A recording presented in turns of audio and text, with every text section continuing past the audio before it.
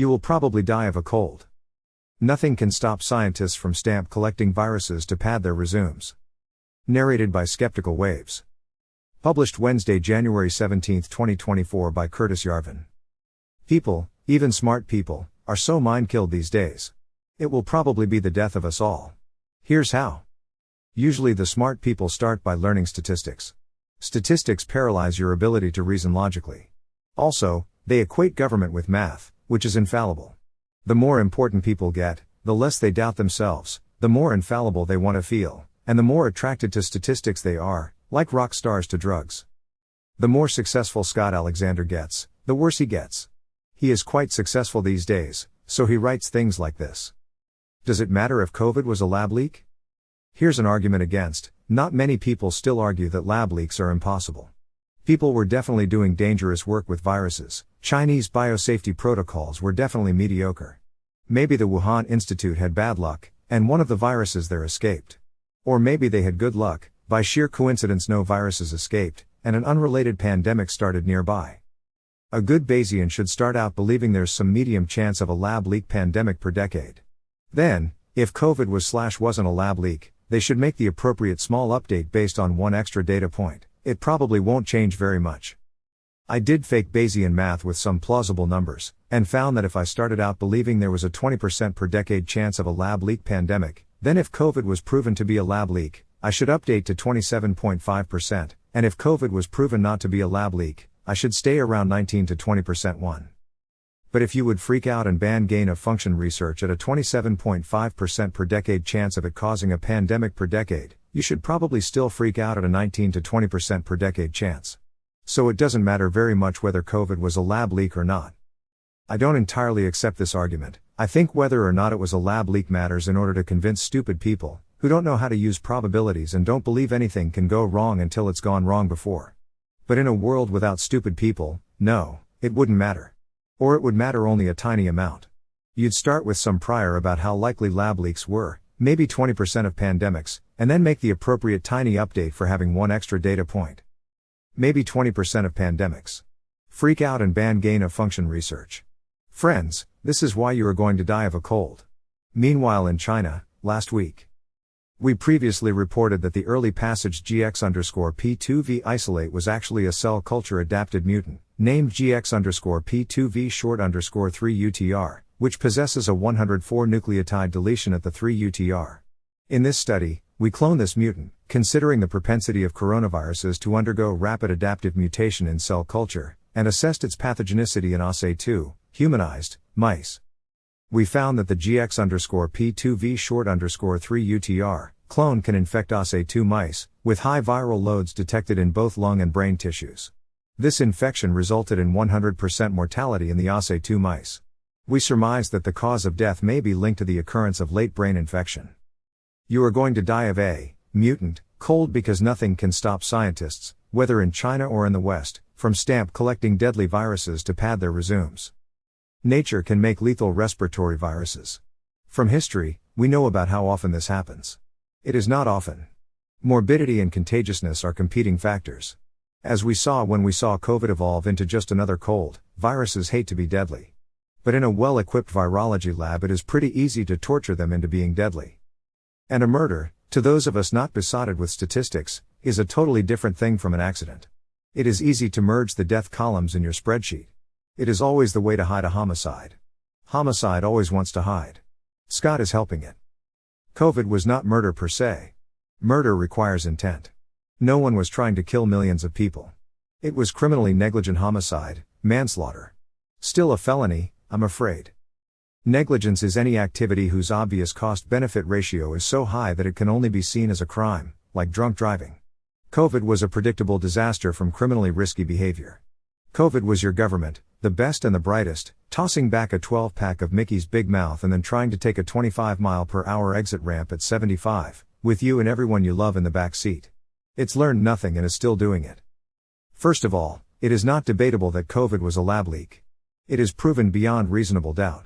There is no evidence for any prior zoonotic epidemic. There is no way a bat virus with an unprecedented furin cleavage site appears, 1,000 miles from bat country, next to a lab which was considering making bat viruses with furin cleavage sites. If this was a coincidence, everyone involved would give themselves anal MRIs on live global TV to prove it. Instead, they are doing the usual cover-up stuff, successfully. Anyone saying that COVID might have been a lab leak is not saying this because he has an actual reasonable doubt. He is saying it because his testicles are the size of raisins, and because he knows, at a certain deep subconscious level, that when he says COVID was a lab leak, he is calling for a revolution. Chernobyl did a lot to help the USSR fall.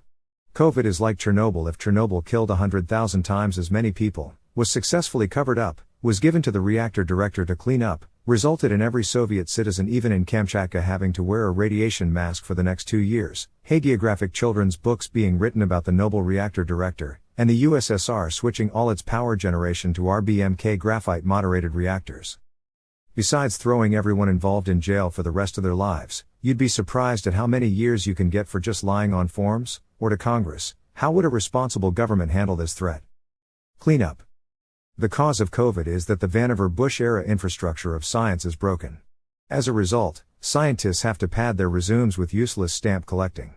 The endless frontier turned out to have an end after all. You are here. In this case, the useless research was also insanely dangerous. For every case like this, there are 10,000 cases of useless research which is utterly harmless, except that it consumes the lives and talents of some of the best people in the world. No one will knowingly fund useless research, of course. Quite the contrary. All state-supported research, following the Vannevar-Bush model, comes with a narrative that justifies its importance.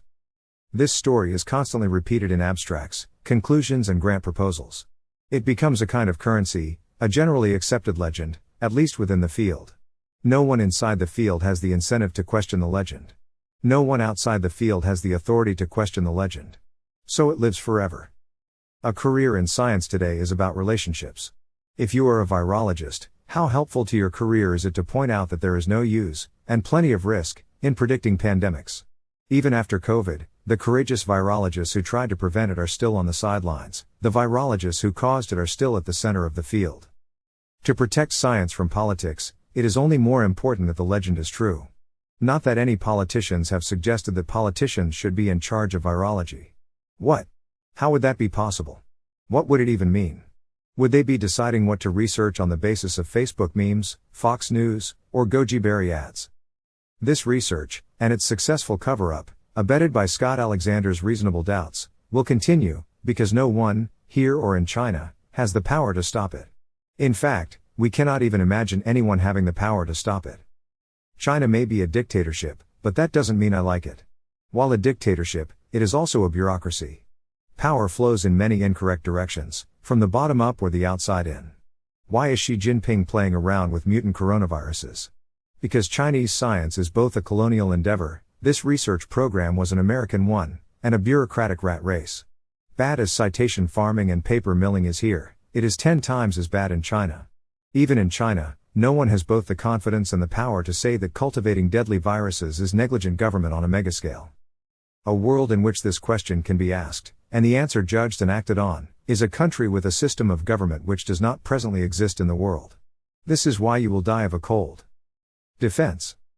Other than accurately perceiving cost-benefit ratios and leaving the bat viruses in the bat cave, what is the best defense against this existential risk? It seems slightly more pertinent than the risk that AI bullshit generators will take over the world. The biggest problem is that where manslaughter is possible, murder is also possible.